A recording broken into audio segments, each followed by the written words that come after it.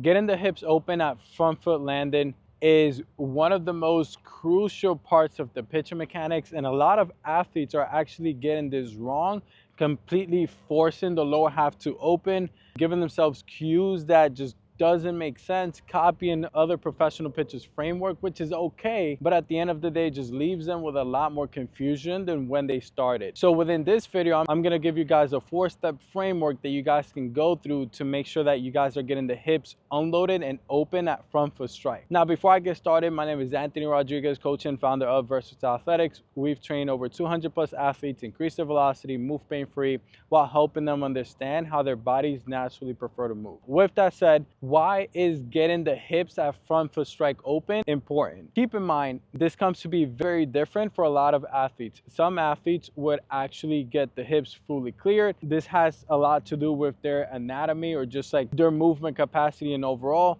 For the majority of the athlete, landing at a 45-degree opening, it's also fine as well. But how do we get there and why is it important? Number one, it's important because it gets you into hips to shoulder separation, assuming that you can hold the trunk back. Now, when you're in that hips to shoulder separation, we use the stretch shortening cycle within our body that allows our body, our muscle slings to just snap down and through, which is something that we can use to create energy and transfer energy.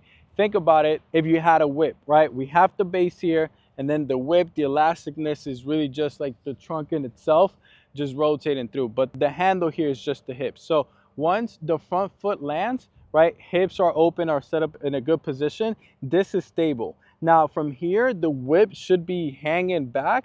Now, just the whole movement inertia and overall is just gonna naturally pull that whip to be able to be slung back forward, right? That's the same exact thing that happens when we're pitching. We create that separation, lower half is stable, hips are open. Now we create that disassociation, which just allows everything to just snap forward. Now, of course, if the hips aren't open at front foot strike and they're here, what you're gonna have to do to get the trunk over is you're gonna have to rotate both the pelvis and the shoulders at the same exact time, losing that kinetic energy and potentially rotating over an unstable front leg. And this may happen for a lot of various reasons. However, when athletes go towards the form of forcing that rotation, what I've seen happen is a lot of lower back injuries, hip injuries, as well as some knee discomfort. And aside from just the health perspective, all of the drills and cues that they've been trying to force upon is just making them super robotic. They're going up on the mound, trying to think about the cue of just swinging and firing the hips open, and it's just disrupting the whole entire chain in general, which causes more stress. And again, overall, at the end of the day, they cannot transfer that energy efficiently. So on these main 4 steps, you can use them to actually get the hips to unload and be able to get in those correct positions. And this isn't only going to involve just drills, because drills are only a part of the equation. It's going to be the whole entire system. Now, step number 1 is you want to inhibit and you want to mobilize. Inhibiting your tissue quality. The reason why that is important is because if our tissue is not pliable, is not elastic, you're gonna have a very tough time getting in and out of those positions, especially when we're speaking about the lower half rotating over. Now, mobility here plays a large important role, but it's not just any mobility, not any stretching. Mobility is the concept of going through a full range of motion that you can control, which is very different from flexibility. Now, by the way, we do have a system of how you guys can create your own corrective movement set. You can find that below in the description. And you can use that to correct movement imbalances and make sure that you're not only getting flexible, but you're being able to control those ranges, which is going to make you more mobile. But back to inhibiting and the mobilizing aspect. You can do all of the drills in the world, but if your body is just not allowing you to get into those positions, doesn't matter what you do, you're always going to struggle. Now, some of the muscles that I like to target for making your tissues a lot more pliable, areas like the TFLs, the glutes, adductors, the quads, the hamstrings.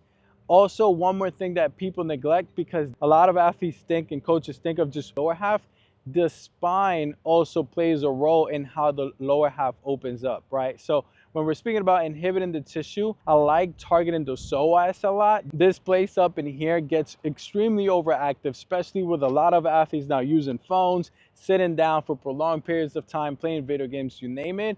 Other tissues is the QL. We want to go in here and make sure that we're inhibiting this, because this is going to be able to allow us to get into that rotation. The lats as well are also very important, as well as the pec, believe it or not. We want to be able to have a mobile spine so that when we're in flexion here, we can create that closure of the pelvis itself. And once you create that T-spine extension, we're allowing for our pelvis to open up and create that disassociation from the spine itself. Now, all of those muscles I mentioned are really important for you guys to attack them in terms of tissue quality. Of course, the mobility aspect, we want to make sure that we're having mobile hips, targeting areas like the hamstrings, adductors, the quad, as well as just doing upper T-spine work, getting T-spine into extension, flexion, and lateral bending. Now, step number 2, this is going to be a lot of help for a lot of athletes, is multi-directional training. So within the gym, we're thinking about this concept of lifting big to throw harder, and a lot of athletes are getting a bunch of movements in the sagittal plane. In other words, like just straight up and down. Think like back squats, bench press, deadlifts, you name it. And while this is fine, when we're constantly loading our spine up in the sagittal plane, we're going to struggle to get our body to be able to rotate. Now, this is why we need a sweet spot of what we're doing within the gym, because we want to be able to complement those movements that we're going to be exposed to on the mount. If you take a look on the pitcher's mound, majority of the movements happens side to side and then rotation. So if your body just doesn't know how to apply force in those positions, doesn't matter how much back squat, deadlifts you do, these things aren't gonna transfer. So some of my favorite ways to train this within the gym is, number 1, training your muscle synergies. We do have another video as to how we do those with our athletes. You guys can go ahead and check it in the description. But within the gym, doing contralateral movements like RDLs, you can do a lateral lunge for the multi-directional purposes, and also doing a lot of medicine ball throwing. Medicine balls will get you into all of those aspects of sagittal plane, transverse plane, and the frontal plane, which is also going to expose you into that forced transfer of energy that you're going to be experiencing on the mount. And again, it's also going to keep your spine more mobile and the pelvis more mobile in a way that you would be using. Now, step number 3, this is where we're going to start attacking the drills now that our body is a lot more pliable and elastic, and we can get into those positions without being super tight and robotic and just forcing everything. We're going to start working on the drills itself. So we want to reverse engineer or backwards chain our drills, meaning that you're going to start your drills at front foot strike, or where you normally finish the throw, and then you're going to reverse it back to how you fully throw. Now, first thing that I would do as a variation is we want to start up in a drill variation that keeps the pelvis open and the trunk closed. Why we want to do this? We want to do this because we want to teach our pelvis, hey, this is exactly where you need to be and where I want you to be at front foot strike. So think of this like split stance, abbreviated throw. You can go on a split stance, figure 8 throw. You can do some javelin throws. Again, just teaching the pelvis, hey, this is where I need you to be at front foot strike. From there, you can progress them into roll-ins. Again, just really focusing on that separational aspect. My hips need to be here, trunk needs to be here. Now, after you're done with that, we can go ahead and do some hip unloading drills. So hip unloading drills could be something like a lasso drill where you're loading with the lower half and then unloading while keeping the trunk back. And then from there, we're going on into the release. Drill variations that work on those things will be very helpful to give you the aspect of closure of the hips and then opening up the hips while keeping the trunk back as well. Another drill variation for that you can do is to just progress it. We can go into swing and step back. So where we're swinging the hips open, swinging the hips closed, and then we're going back down into our normal delivery to make sure that we're loading and then unloading the hips properly. In addition to those drills, something that you guys can do to also get a lot more benefit on this is that we can feed the flaw of not getting the hips open by using core velocity belts and actually forcing the hips to stay closed the whole entire way, which is gonna have you guys be more aware of where the hips are in space, which then is gonna prompt you guys to actually fire and unload the hips into front foot strike. Now we can also aggravate that feeling by having the core velocity belt pulling us on from the front side, right? Which in this case, as we're riding forward, once when we're about to land, we just let the band assist us into getting the hips open at front foot strike. And you can do those with all of the other drills that you're doing to force the hips into those positions, like the lasso drill, the swing and step backs, turn and burns, etc. Now, step number 4 is actually learning how to cue yourself. This is one of the most important pieces here, because you can do all of these drills and you're gonna get in those positions, but the way that you teach yourself those drills, the way that you're being delivered those drills is probably gonna be the most important one, right? I can have 2 different athletes, and let's say if I'm teaching them the lasso drill, and on one athlete I'm telling them, hey, you have to load the heel and feel like you're firing the hips, that may work for that one athlete, but would not work for the other athlete. And we're doing the same exact drill, by the way. So I have to cue this other athlete differently.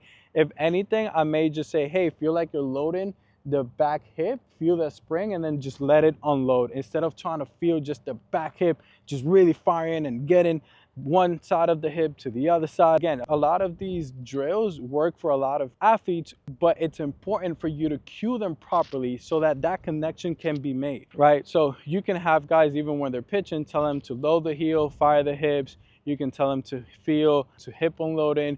You can tell them to just simply just ride tall, land, and then just fire the trunk from there, right? It can work in many different ways. This is going to be right there specific towards the athlete themselves. Now, as a bonus, number 5, which is exactly what we do and help all of our athletes do, we help them combine this whole entire framework with exactly the drills, the cues that they need for themselves, and the proper mobility restriction that they're lacking, so that we can help the hips unload properly and create that disassociation. It was just like Fernando before he came in. He was in the high 70s range, got him up to 87. And the way that we were able to get his hips to unload is we worked a lot on inhibiting his tissues, the correct tissues that were holding him back, giving him more spinal mobility, and putting up the right drills in place that were perfect for his preferences with the proper cues, helping him create that disassociation, that hip unloading, and then increasing his velocity up to 87 miles an hour. So that's all that I have for you guys. Hopefully this makes a lot more sense. You guys can use this framework to get the hips to open. If you guys are wanting to get more one-on-one guidance, directions, this may be too much, you guys can go ahead and book a call down with us in the description, and where we can talk about where you guys are currently at, what's happening, and how we can help. From there, we'll demonstrate to you guys the strategies, and we can speak about what it will look like for you guys to train with us. And as always, I'll see you guys in the next one.